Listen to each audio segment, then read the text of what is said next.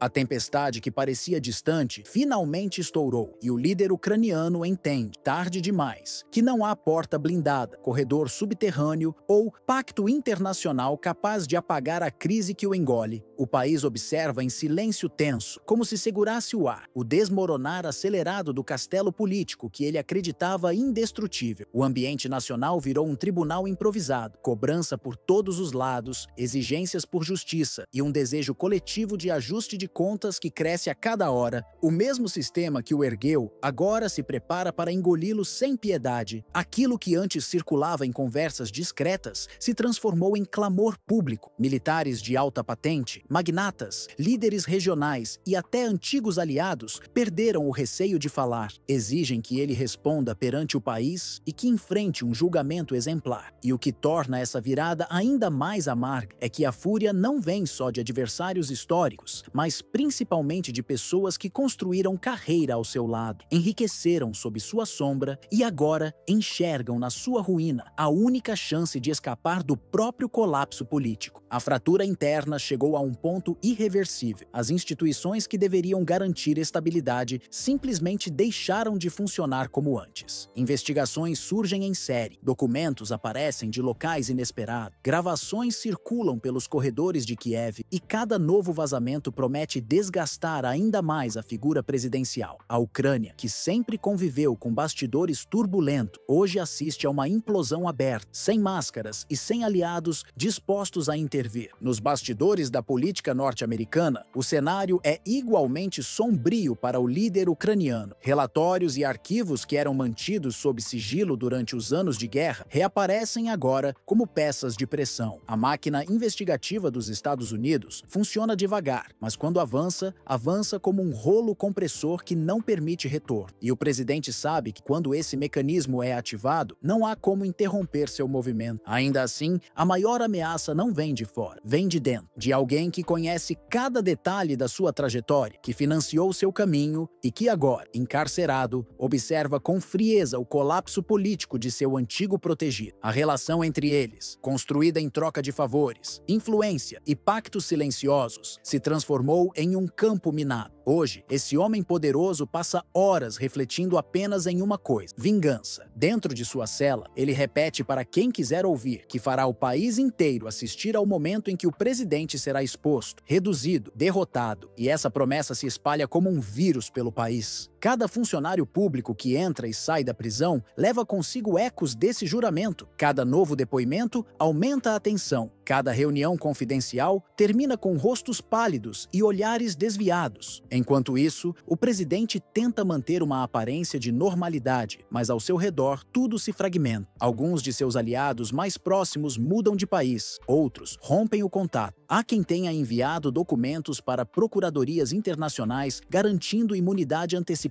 A sensação é clara: ele está sozinho, e todos os que permaneceram por perto fazem isso apenas por medo, não por lealdade. A engrenagem do Estado, que antes funcionava com disciplina quase automática, agora se arrasta de maneira caótica, como se cada setor estivesse seguindo o próprio instinto de sobrevivência. Órgãos que historicamente atuavam em sintonia passaram a emitir sinais divergentes. Decisões se contradizem, ordens se anulam, instruções chegam incompletas ou são deliberadamente ignoradas. As forças de segurança, outrora consideradas a última muralha de proteção institucional, também se dividem. Parte delas volta a estabelecer contato discreto com o magnata preso que um dia financiou o poder. Outra parte simplesmente cruza os braços, observando em silêncio, esperando descobrir quem comandará o país quando a poeira baixar. Kiev retorna ao velho ritual da política de guerra. Não importa quem possui razão, importa quem sobreviverá ao caos. Essa lógica que muitos acreditavam superada toma novamente os corredores oficiais, trazendo consigo paranoia, suspeitas e alianças frágeis construídas apenas para durar até amanhã. Os sinais de isolamento total se avolumam como ondas sucessivas. Aqueles que antes faziam fila para aparecer ao lado do presidente em reuniões ou fotografias, agora desaparecem com a mesma mesma rapidez com que surgiram na vida pública. Reuniões são canceladas de última hora. Assessores evitam atendê-lo pessoalmente. Mensagens internas vazam quase instantaneamente para opositores e jornalistas, como se o próprio palácio tivesse se transformado em uma caixa de ressonância de intriga. Em cada sala, cada olhar desconfiado parece carregar a mesma pergunta: quanto tempo até tudo ruir? Dentro do gabinete presidencial, o clima lembra um labirinto construído às pressas, cheio de portas fechadas, conversas interrompidas e passos silenciosos. O medo se infiltrou nas paredes. O presidente não sabe mais em quem pode confiar, e os que ainda permanecem perto dele o fazem mais por cálculo do que por lealdade, prontos para fugir ao menor sinal de risco. Do outro lado da cidade, porém, cresce a sombra de um homem que conhece todos os atalhos do poder. O oligarca que um dia moldou a imagem pública do presidente, agora dedica cada minuto a desmontar, peça por peça, a mesma estrutura que ajudou a levantar. Dentro da cela, negocia com precisão cirúrgica, revela nomes, datas, transações confidenciais, abre caixas que nunca deveriam ser abertas, relata encontros secretos, alianças ocultas e decisões que comprometem figuras que ainda circulam pelo centro de Kiev. Cada novo depoimento funciona como uma lâmina política. Corta um aliado, derruba um ministro, destrói redes inteiras de influência. A cada revelação, alguém desaparece da esfera pública, renuncia, foge do país ou simplesmente deixa de ser visto em eventos oficiais. O efeito é devastador. Toda uma elite percebe que a proteção que julgava ter já não existe. Esse movimento espalha pânico entre aqueles que ocupam cargos estratégicos. A simples possibilidade de o magnata recuperar a liberdade, ainda que por manobra jurídica ou acordo político, faz grupos adormecidos despertarem com fome de revanche. Velhas rivalidades voltam à superfície. Correntes internas reorganizam forças. O país inteiro percebe que não é apenas uma crise governamental, mas uma disputa por sobrevivência. E nesse cenário, o presidente aparece sempre no mesmo lugar, no topo da lista daqueles que pagarão o preço final. Cada promessa de vingança que ecoa pelos corredores do poder deixa claro que, quando o momento chegar, não haverá escudos, discursos ou alianças capazes de protegê-lo. Ele se tornou o alvo comum, o símbolo de um colapso que muitos agora tentam transformar em moeda política. Ele percebe que algo mudou de maneira irreversível. As madrugadas, antes preenchidas por reuniões estratégicas e discursos ensaiados, agora se arrastam como um lembrete silencioso de que o tempo está virando contra ele. Os relatórios que chegam à mesa presidencial, antes filtrados, suavizados, reorganizados, passaram a trazer números crus, relatos preocupantes e sinais de que a confiança nacional evaporou. Até seus consultores mais próximos, aqueles que sempre usaram palavras cuidadosas, admitem em conversas abafadas que o país rompeu com ele. Não há mais espaço para justificativas. A população quer respostas. Nas ruas, seu nome ecoa como cobrança e não como homenagem. Não pedem discursos, pedem contas. Querem explicações para decisões que mudaram o destino de soldados que nunca voltaram, de famílias deslocadas, de cidades reduzidas a destroços. Cada voz que se levanta fortalece algo ainda mais sombrio, o desejo de espetáculo. E na história política da Ucrânia, nenhum espetáculo é tão poderoso quanto transformar um governante em exemplo público. Esse é o destino que muitos passaram a anunciar com naturalidade assustadora. A queda não será silenciosa, não será escondida em relatórios diplomáticos ou em notas oficiais. Será exibida como um ritual de purificação política, como aviso para qualquer figura que tente repetir os mesmos passos. Uma lição viva, construída sobre o corpo político de um presidente que perdeu o controle de sua própria narrativa. A partir deste ponto, o roteiro já parece escrito. A prisão deixou de ser hipótese, agora é tratada como etapa inevitável. O julgamento não é especulação, tornou-se questão de calendário. A humilhação pública se transformou em ferramenta para reconstruir a confiança nacional, quase como uma cerimônia de transição. O país assiste a essa transformação com uma mistura de impaciência e vingança acumulada. A imagem que se desenha é a de um líder que começou como fenômeno popular e termina como alerta histórico. Sua ascensão rápida, celebrada como promessa de renovação, virou tragédia política. Pessoas que um dia o defenderam, agora o acusam. Figuras que o protegeram, agora o entregam. E aqueles que o impulsionaram ao topo exigem vê-lo despencar com a mesma intensidade com que o elevaram. Quando o desfecho finalmente chegar, restará apenas uma paisagem de ruínas políticas. O presidente não será lembrado pelos discursos inflamados, nem nem pelos acordos internacionais, nem pelos anos de conflito. Será lembrado pela queda abrupta, pela tensão que provocou, pelas alianças que destruiu e pela incapacidade de escapar do próprio colapso. E quando as ruas iniciarem a marcha final, a marcha do acerto de contas, ficará evidente que não existe retorno. O destino já foi escrito, a sentença já está montada e a Ucrânia inteira aguarda apenas o comando final para começar o desfile que encerrará a era que um dia ele acreditou controlar.